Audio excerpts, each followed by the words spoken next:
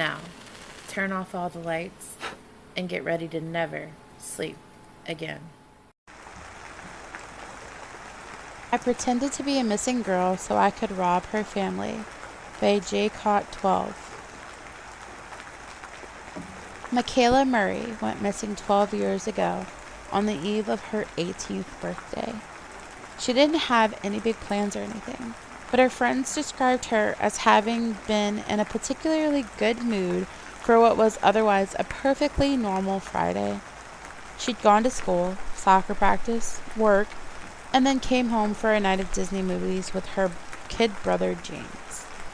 He'd been more excited for her birthday than she was. He wanted to stay awake with her until midnight, but of course had fallen asleep right away. He woke in the middle of the night to her headlights shining through his window. He watched as they rushed down the country road they lived off of, not knowing that it was the last he'd ever see of her.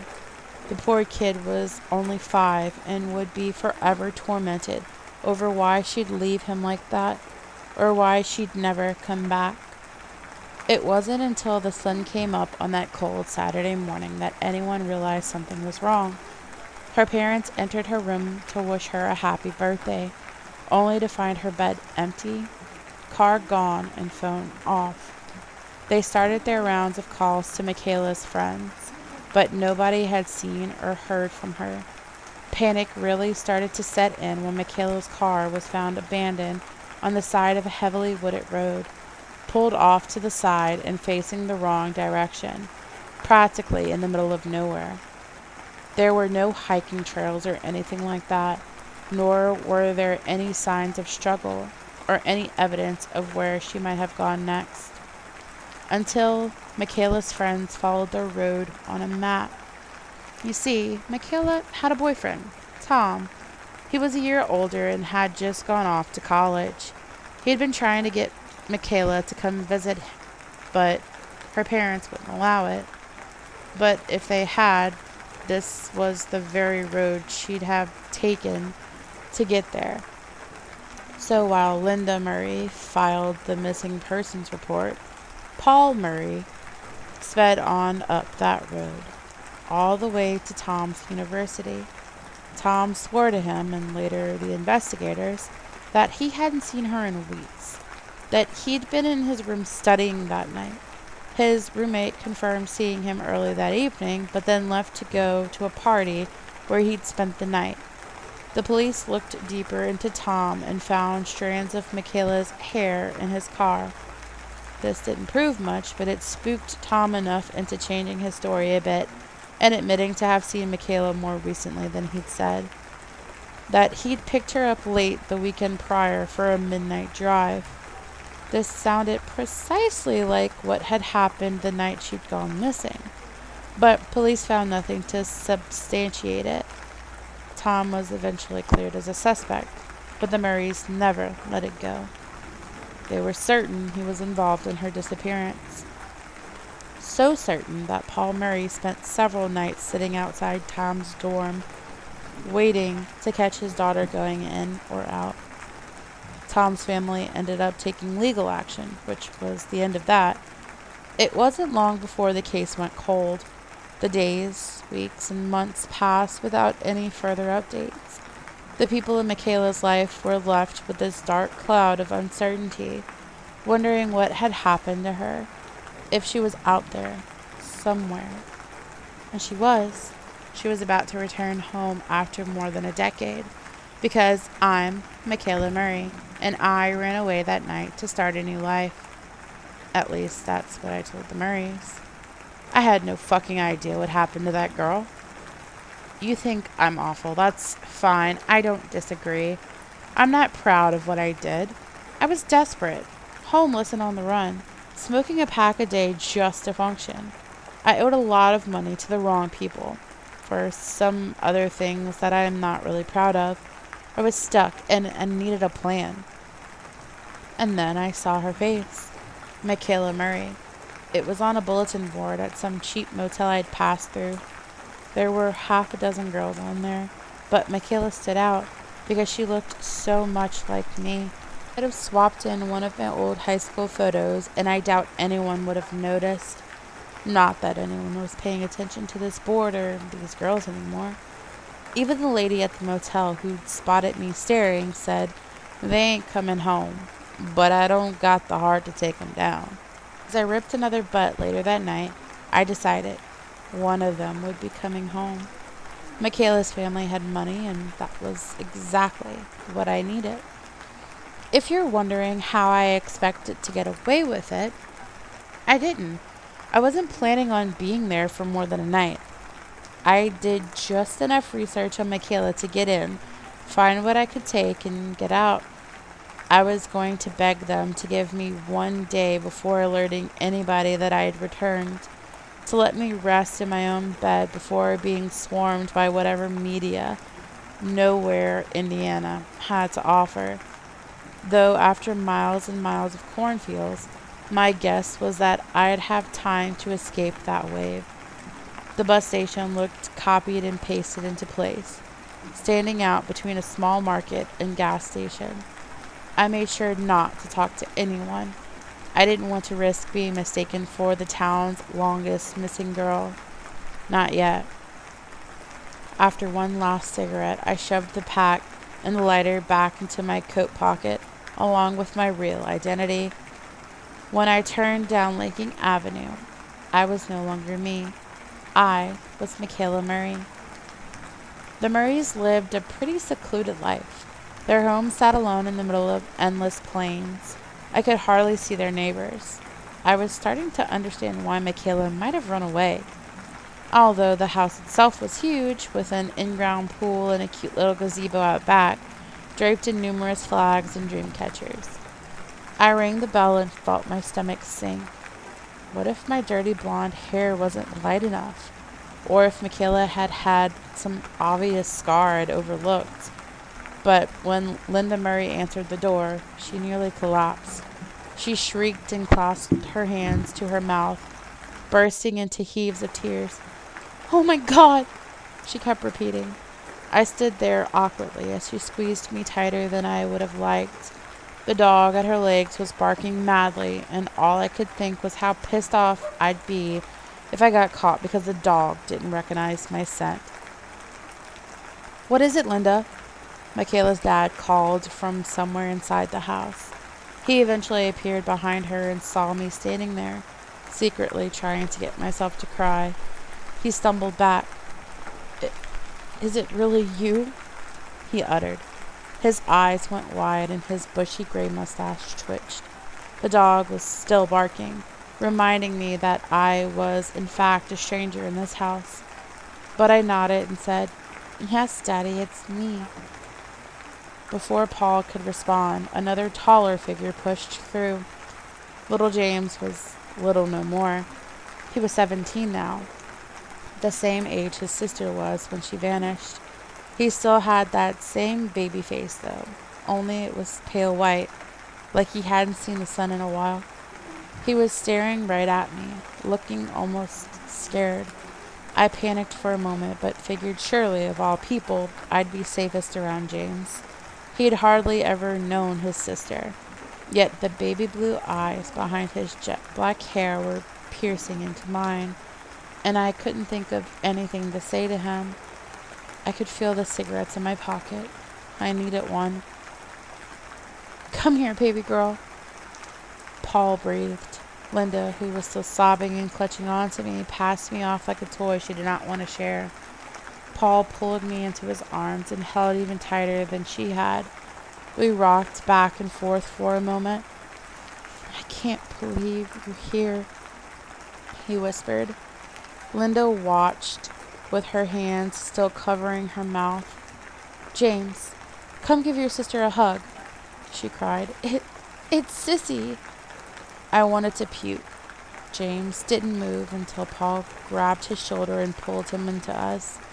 Linda then joined in as well, and we all just stood there, wrapped up in momentary silence.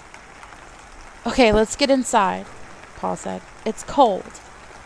I followed them in and was blown away by how nice the interior was, so much so that I'd slipped up and let it show. After all, nothing in this house was supposed to be new to me. I caught James's eye and feared that he'd noticed.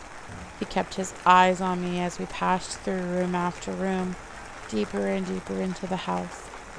Linda kept reaching to touch me in any way, a hand in the back or a light shoulder squeeze. She was still sobbing, this deep, painful sob. And it was at this moment that I finally began to feel like the asshole I knew I was. We marched through one living room past the kitchen, down a hall, and then finally stopped in another living room. Each Murray dropped onto a separate couch. Paul gestured for me to sit next to Linda, who grabbed hold of me as she attempted to settle herself down. It was annoying, but of course I wasn't going to stop her. James was beside us, staring down at his feet, with Paul right across, beaming at me. "Baby, first of all, we're not mad," he explained. "We just want to know what happened." If my actual dad had shown even an ounce of this concern, I might not have run away myself.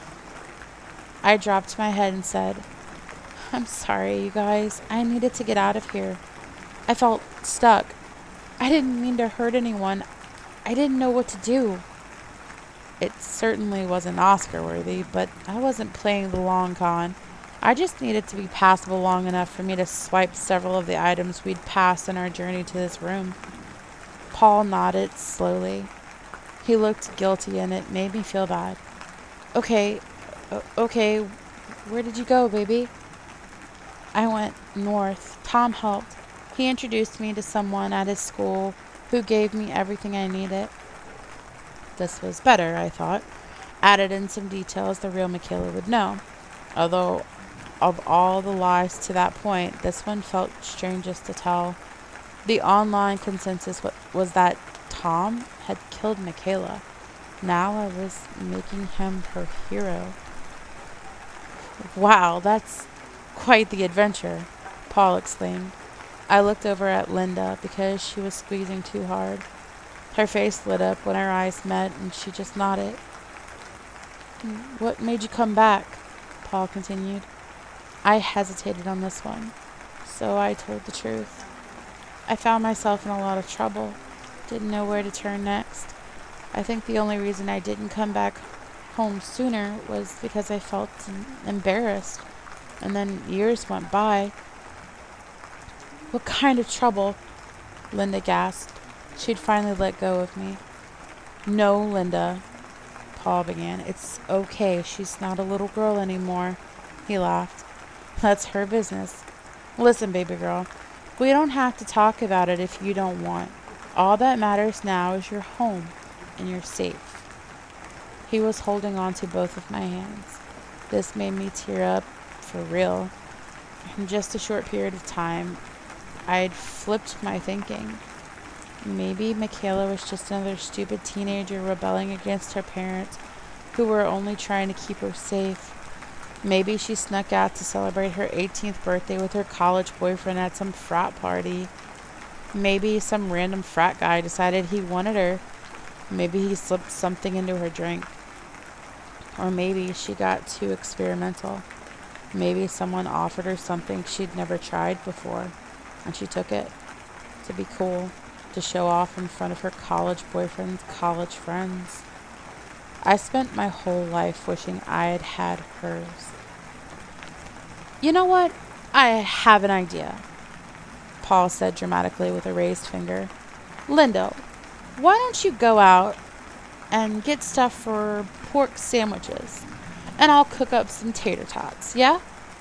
He was looking at me with raised eyebrows like I was supposed to know what the fuck he was talking about. So I pretended to. This must have been some sort of Murray tradition or Michaela's favorite meal or something. "That sounds great," I said. I tried not to look at James, but the avoidance only made my eyes want to do so even more. And they did. James was still staring blankly at the floor ahead of him. Linda suddenly hopped up. "Michaela, sweetie, do you want to come with me?" I hated how often they were saying her name, and how they spoke to me like I was 5. Before I got a chance to respond, Paul chimed in. "Hun, let her breathe. Run to the market. I'll get things started. And you, he said to me, go rest up. It's going to be crazy here by tomorrow. I just want to have one night as a family first, yeah? I could not have agreed more. Everything was going exactly as I had planned. There was a really shiny diamond-studded vase calling my name, right next to an autographed jersey of some football player I'd never heard of. I was going to walk out with one while wearing the other. You remember where your room is, right? James said to me after Linda and Paul walked off.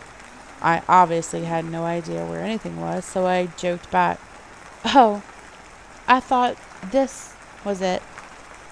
He gave a half-hearted huff and beckoned me to follow him upstairs. Do you want to hang out? Want to watch a movie or something? Sure. Try to stay awake this time. He either didn't like that one or didn't get it. I followed behind as he sauntered to his room. There were several doors in that upper hallway, and I worried I was going to have to guess later which one was Michaela's. James's room was surprisingly clean. The baggy jeans and messy hair gave me a totally different vibe. His bed was made, his walls were bare, and the desk in the corner looked like it was hardly ever used, even though it probably was every day. The one window in the room had a perfect view of the backyard and the setting sun beyond the fields. I heard a lock click. Why did you come here? James muttered. He slowly turned to face me. My heart stopped. What do you mean? Why are you here? He whispered in a forceful whisper. He was now eyeing me madly.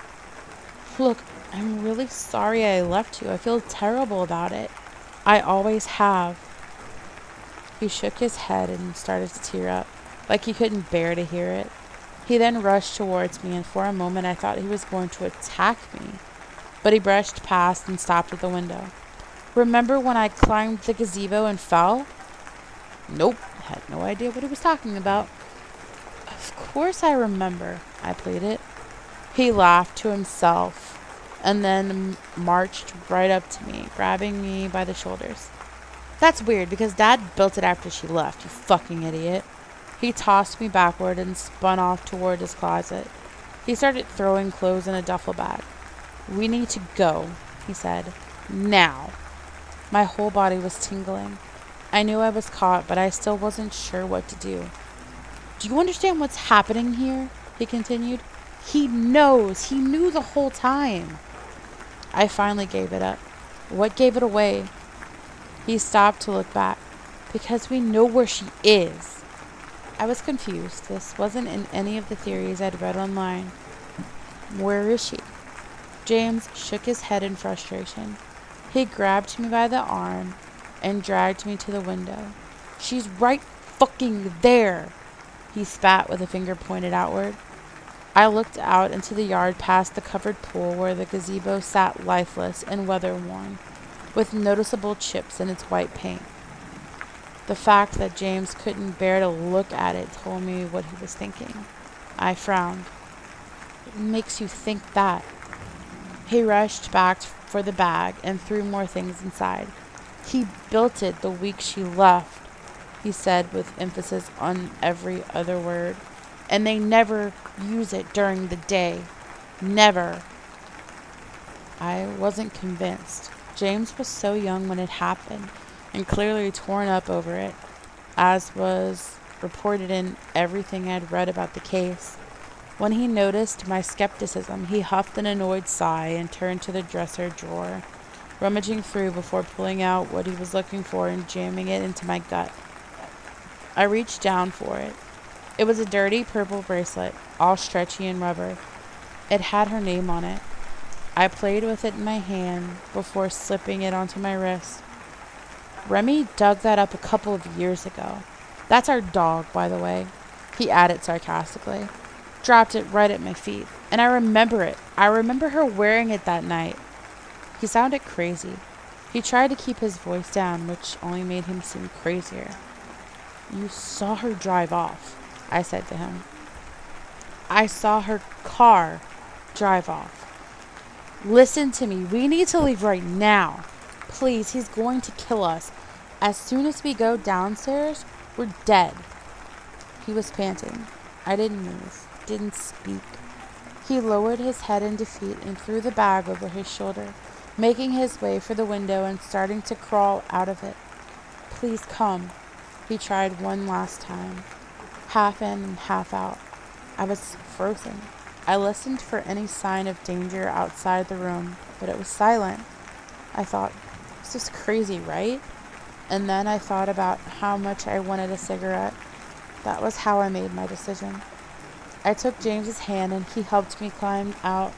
Together we scurried on the roof of the back porch and then dropped down into the rather large portico above the back door. I'd almost fallen down the side, but James held me up. Okay, we're gonna run and we're not gonna stop, he explained as we crouched close together. I nodded. Part of me was starting to actually believe him. He jumped first and I followed. We took off. James was much faster than me. I looked back quick and saw Paul through the large French windows in the kitchen. I didn't look long enough to see his reaction, but I could tell he was watching us. I kept running. The dying grass looked like it would never end. There was a road in the distance, the same road I trudged along to get there, but it felt like it was never getting any closer. A gunshot rang loud. Paul had fired a rifle into the air. He was shouting at us. I'd just reached the gazebo. James was nearly 50 yards ahead of me. I stopped to catch my breath, holding myself up on one of the gazebo railings. I was forgetting all of the cigarette smoking. And then I did the most impulsive thing I think I've ever done. I took my lighter out and lit that fucking thing on fire. The flags, the dream catchers, whatever I could. It took a couple tries, but once it caught, that was it. I had no idea if Michaela was really under there or if James was just crazy with grief. But either way, I was out of there and I was never coming back. So I lit it up. I watched the flames dance along the darkening sky. Paul had started running towards it, and at that moment, Linda had pulled into the driveway. I could hear her shrill voice shouting to her husband. I was off and running again, but much to my surprise, James had stopped. He was coming back in my direction. "What did you do?"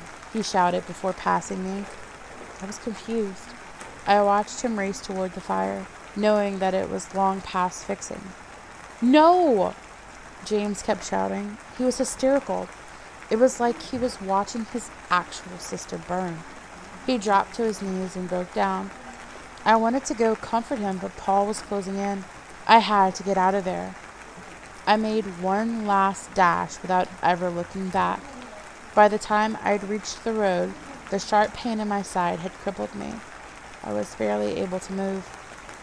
I ducked into the cornfields and followed along Lincoln Avenue that way, in case the Murrays got into their car to chase after me. Every time I heard a car pass, I dropped to the ground and waited. I was terrified. It must have been another hour before I made it back to the station. I was prepared to get onto the next bus no matter where it was going. It didn't matter. But buses were done for the night. There wouldn't be another until the following day. I cursed out loud. A man pumping gas in his truck next door had heard me and asked if I was okay. I told him I was fine when he offered me a ride. He asked if I was going south, to which I said yes. Truthfully, I wanted to go northwest, but I just needed to get the fuck out of there. So yes, I hopped into a stranger's truck. He was an old man. I never felt in danger or anything close to it. He seemed nice. And after the day I had, I wasn't in a position to be picky. We drove in silence for a while. It was now pitch black out. The headlights pushed through the surrounding fields of black. It was eerie. The old man tried to spark up conversation, but I wasn't feeling it. He'd asked if I wanted the radio on or off, if I was hungry, if I was cold, hot. Each time I told him it was fine. "I know it ain't my business, young lady, but are you sure you're okay?" He eventually asked me. It was clear that I was not. I nodded and assured him once more that I was fine. My mind was still back on Lincoln Avenue, wondering what had happened that very moment at the Murray household, or if Michaela really was buried under the now burnt rubble, or if her brother had just lost his mind. "Will you tell me your name at least?" the old man had said, breaking my daydream. I paused. I looked down at my fidgeting hands and noticed the purple bracelet tight along my wrist, the pink lettering of Michaela's name flashing with every passing streetlight. I'd forgotten that I was still wearing it. "Relax, I didn't do what you think I did." Greetings, spoils and ghouls. If you liked this video, be sure to give it a thumbs up. If you'd like to see more, subscribe and hit the bell so you don't miss out. If you have a request or suggestion, make sure to leave them in the comment section below. We hope you enjoyed this video, and remember to stay spooky.